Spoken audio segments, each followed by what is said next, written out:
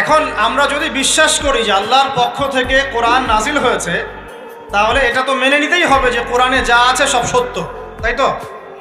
আল্লাহ পাক কি মিথ্যা বলতে পারেন? নাউযুবিল্লাহ। এখন কোরআন এবং হাদিসের অনেক বিষয় আমরা প্রমাণ করতে সক্ষম হই আমাদের ক্ষুদ্র জ্ঞানে, আবার এমন অনেক বিষয় আছে যেগুলো আমরা আমাদের ক্ষুদ্র জ্ঞানে প্রমাণ করতে পারি না। যেমন ফেরেশতার অস্তিত্ব কি আমরা প্রমাণ করতে পেরেছি?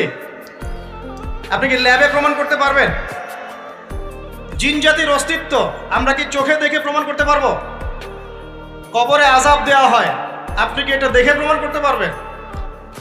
রূহ বা আত্মা বলে কিছু আছে আমাদের দেহের মধ্যে, এটা কি আপনি প্রমাণ করতে পেরেছেন?